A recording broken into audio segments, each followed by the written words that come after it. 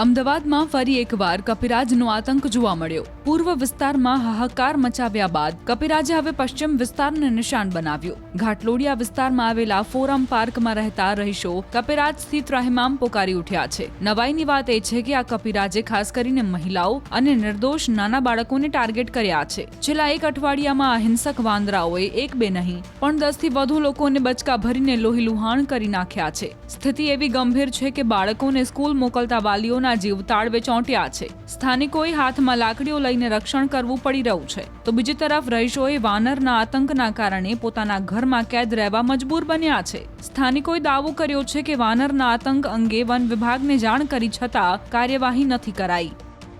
15-20 દિવસથી બહુ જ વધી ગયો છે અને હું પાછળ મારા ડોગીને ખવડાવવા ગઈ. જ્યાં સુધી ડોગી હાજર હતો ત્યાં સુધી એ કૂદીને આવ્યો નહીં ને જેવો ડોગી અંદર ગયો એવો જ મારા ઉપર હુમલો કર્યો એને અને સીધી મને નીચે પાડી દીધી અને પછી મેં એને આમ હાથેથી ધક્કો માર્યો તો એને સીધો મારો પગ પકડી લીધો અને પગે બાઇટ કરી લીધું.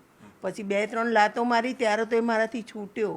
બૂમાબૂમ કરી બધા લોકો આવી ગયા લાકડી લઈને, પણ પછી એ છૂટીને ભાગી ગયો. અમદાવાદ શહેરમાં પૂર્વ વિસ્તાર બાદ હવે પશ્ચિમી વિસ્તારોમાં પણ કપિરાજનો આતંક જોવા મળી રહ્યો છે. એક બે નહીં પણ 10 થી પણ વધુ જે પરિવાર છે તેને લઈને ઇફેક્ટ થયા છે, તેને બચકા ભરવાની ઘટનાઓ સામે આવી છે. એમાં પણ ખાસ કરીને ઘાટલોડિયા વિસ્તારની અંદર જે કપિરાજનો આતંક છે તેના કારણે લોકો આજે ભયભીત છે અને ડરના માહોલ વચ્ચે પોતાના છોકરાઓને તેઓ સાચવી રહ્યા છે. તેઓ એક તકલીફમાં જોવા મળી રહ્યા છે. જોઈ શકો છો જે આ બાળક છે, આ બાળકને જ જે કહી શકાય કે સૌથી પહેલાં જે બાઇટ કરવામાં આવી હતી, બટકું ભરવામાં આવ્યું હતું, ત્યારબાદ અનેક એવા પરિવાર છે, લોકો છે, જે મહિલાઓ હોય કે પુરુષ હોય, તમામ લોકોને જે કહી શકાય કે એ વાંદરાઓ છે તેનો ત્રાસ જોવા મળી રહ્યો છે કપિરાજનો.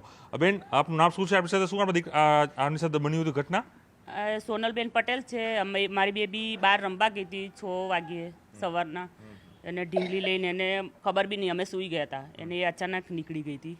તો અને હાથમાં ઢીંગલું હતું, એને આવી ગયું હતું, તે એને ઉચકીને પછાડી.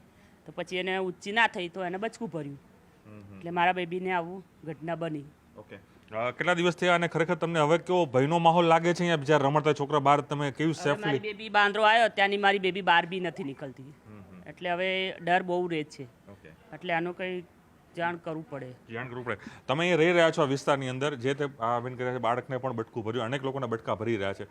શું કેવું છે? વન વિભાગ આવે છે, નથી આવતું? અને ખાસ કરીને હવે કેવો માહોલ છે? કારણ તમે કામ કરતા હોય, લેડીઝને બધું કામ કરવાનું થતું હોય છે, કેવી તકલીફ પડી રહી છે અત્યારે ઘરની બહાર કોઈ નીકળતું નથી. કપિરાજની એટલી બીક હોય છે કે ચાલતા જાઓ તો પણ પાડી દે છે. આવા અમારા એરિયામાં 4-5 જણાને પાડ્યા છે. એટલે સરકાર વહેલા તકે કપિરાજનું ઉકેલ લાવે તો વધારે સારું છે. શું કેવું છે આપનું? કારણ કે તમે ખુદ લેડીઝો મોટાભાગના કામ કરતા હોય છે, બહાર નીકળવાનું વધારે થતું હોય છે. આસપાસના કઈ સોસાયટીમાં ઇફેક્ટ અહીં જોવા મળી રહી છે અત્યારે કપિરાજની? આતંક કેટલો જોવા મળી રહ્યો છે? અને ડર લાગે છે બેઠા હોય ક્યાંક કદાચ વાંદરું આવે એવો ડર લાગે છે ને? વિશ્વાસમાં અહીંયા આટલા એરિયામાં 15 થી 20 દિવસમાં ના હોય તો 8 થી 10 જણને બચકા ભર્યા હશે. અને બહાર નીકળતા બી ડર લાગે છે કે ક્યારે આવશે, પાછળથી હુમલો કરે છે, એટલે ડર લાગે જ ને. શું કેવું છે આપનું બેન? આપને અત્યારે તો બહુ જ ડર લાગે છે. લાકડી વગર તો નીકળાતું જ નથી. સાંજે ઘડીક બહાર બેઠા ને તો એ નજર બધે ફેરવવી પડે છે અને જોવું પડે છે કે આ બાજુથી આવશે, આ બાજુથી આવશે. અને આ જે બેબીને કર્યો ને એ દિવસ તો કૂતરું પાછળ પડ્યું તોય ઉપરથી એને પછાડી છે, લઈને જતો હતો તે. ઉતરી ગયા ત્યારે ખબર પડી અને દોડમ દોડ ગયા ને ત્યારે એને છોડી, નહીંતર એ વાંદરું પકડીને લઈ જાત એટલા ઊંધી કરતો હતો. વન વિભાગની આ બેદરકારી જ છે. ગણેશ પાર્ક સોસાયટી છે અહીંયા, લગભગ 20 દિવસ પહેલાંથી એક ઘટના છે, નિર્માણ ટાવરમાં છે. પણ આ વન વિભાગવાળા જે છે એ પેલું પિંજરું લઈને આવે, એમની બોડી લેંગ્વેજ જ એવી હોય છે કે જે પકડવાના આવ્યા હોય. એટલે વાંદરું ના પકડાય, કાલ કંઈ બીજું જાનવર આવે તો શું થાય?